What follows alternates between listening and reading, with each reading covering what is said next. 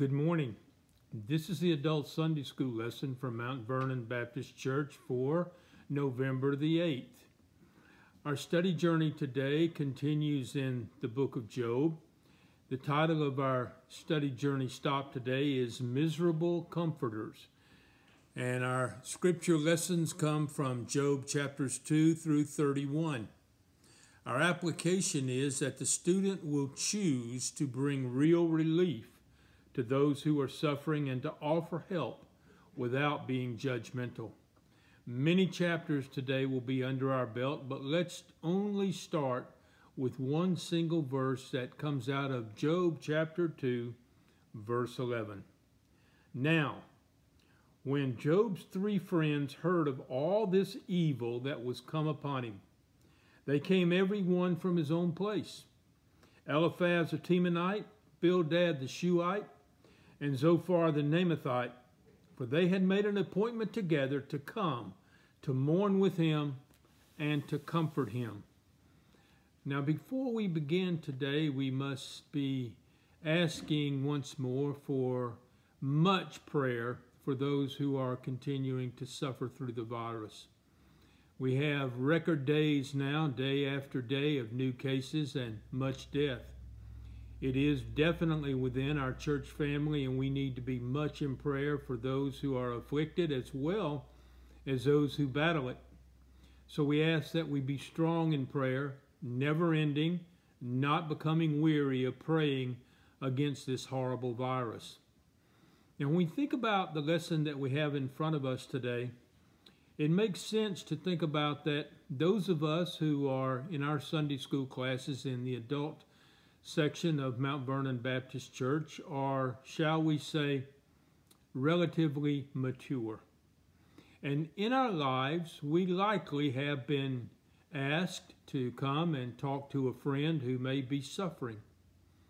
And when we go and talk to that friend, that suffering may be one of three areas. First, it could be suffering from some physical malady. In that case, we're trying to comfort those people as they seek help from their doctors and the medication that they take, and we're helping them to understand that healing will come in time. The same thing happens when there may be a mental malady, a type of situation where someone may be depressed or be under much stress, and it's up to us to listen and carefully comfort those people in their difficulty. And the third and most difficult place where we try to help friends who are suffering was when they are suffering spiritually. And this is indeed the most difficult and pressing time. It could be that they feel that their faith is now become shallow, or possibly some answers that they have been seeking through prayer have not come yet. We need to remind them in those cases that there's always three answers to every Baptist prayer: yes, no, or wait, and Baptists don't like the last two. So when we go to comfort friends who are in need, it is important that we go with the right attitude.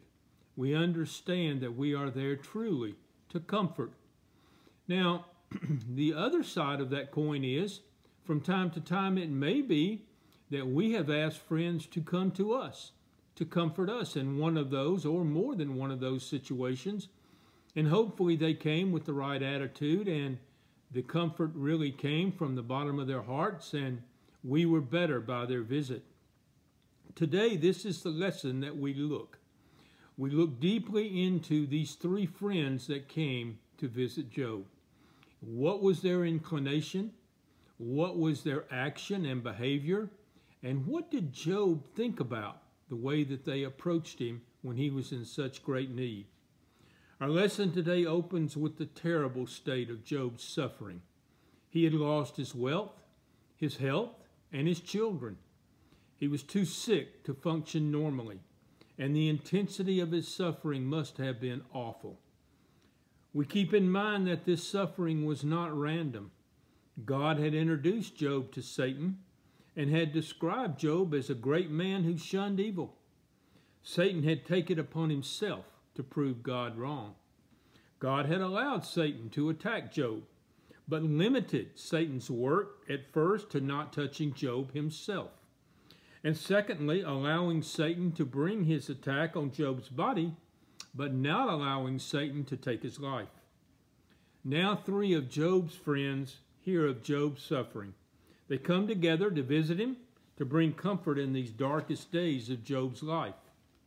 Our New Testament strongly teaches us that when one member of the family of God is suffering, all members suffer with him. 1 Corinthians 12:26. In this portion of the life of Job, we will see how not to counsel a suffering brother or sister who is hurting. His friends brought more pain than help. In chapter 2, we see the arrival of these 3 friends. Verse 11 tells us that they had come to know his trouble and all the evil that had come upon him. They truly seemed to want to help, but they actually provided more misery than help when they visited. The friends are named Eliphaz, Bildad, and Zophar. A 4th friend, Elihu, will join the group in chapter 32 next week.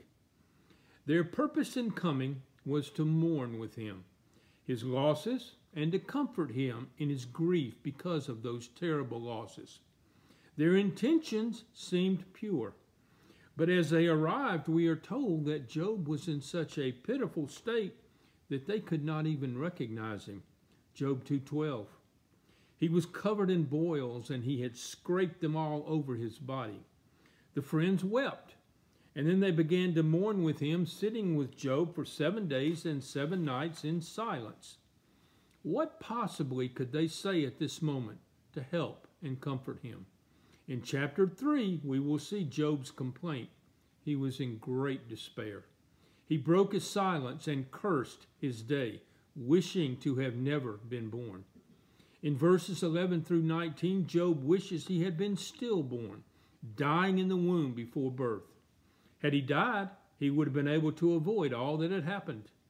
In verses 20 through 26, Job says he longs for death because of his great misery. Here we see the first time that Job acknowledges that God is allowing these afflictions to affect him. He shows us in verse 25 his greatest sorrow, which is the loss of all of his children. He had no rest. He had no peace. He had no relief whatsoever. Now in chapters 4 through 7, we begin to see the complaint against Job made by Eliphaz. Chapters 4 and 5 outline the questions that Eliphaz brings. He quickly expresses doubt as to Job's innocence. His questions seem to test Job about his true nature. He begins gently, but his words soon turn harsh. He brings up Job's actions before the tragedy had come upon him. He said Job instructed others, strengthened those who were weak, and helped many in time of need. Now he turns on Job by saying that Job is unwilling to listen to his own counsel, which he had given to others.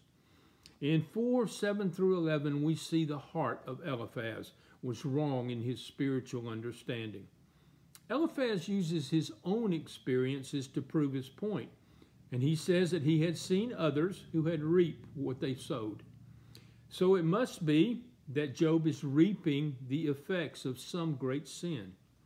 Chapter 5 is divided for us into 3 thoughts. 1 through 7 deal with those unrighteous who are born into trouble. 8 through 16 deal with Job's need to seek God and to present his case directly to him. And 17 through 27 deal with advice for Job to accept the chastening of God and to trust God more. Chapters 6 and 7 are Job's defense against the complaint of Eliphaz.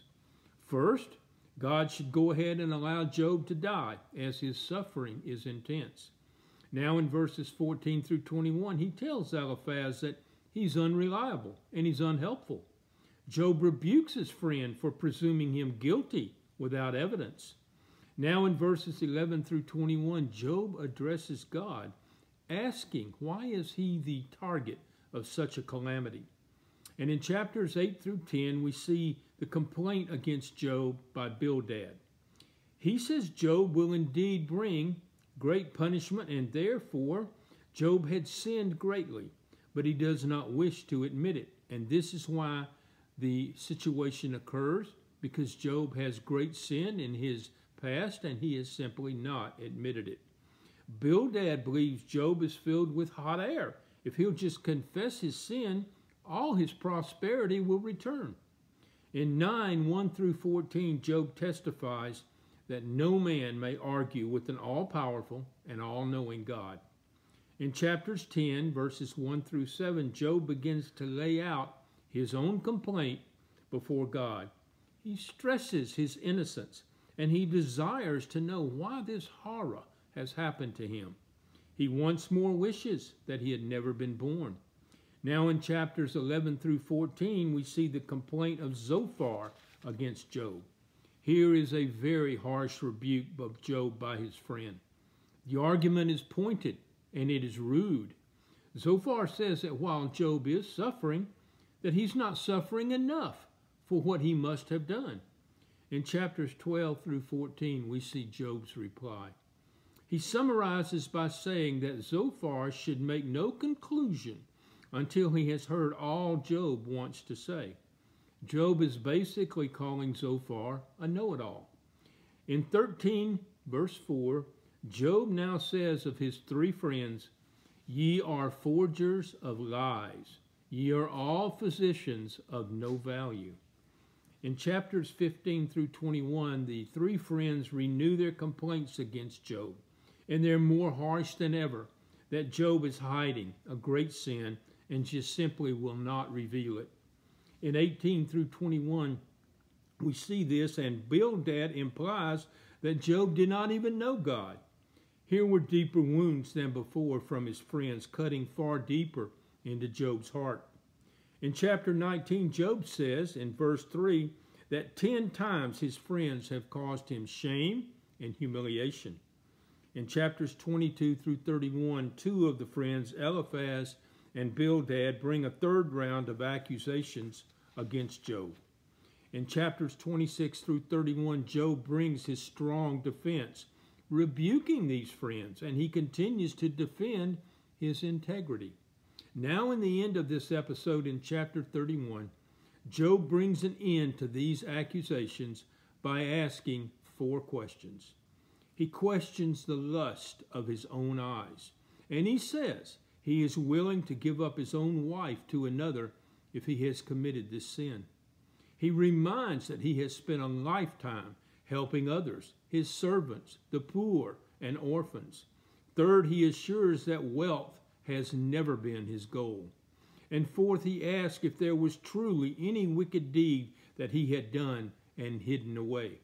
And now in verse 40, we are told that the words of Job are ended. Paul taught us in Galatians 6 that we are not to judge a brother who suffers, and our goal is not to accuse him, but to restore him. The ministry of restoration by church members sometimes may be overlooked.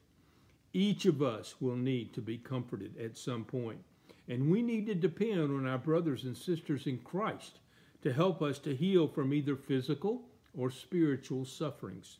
We should support and comfort in these moments and make sure that we do not add to the misery.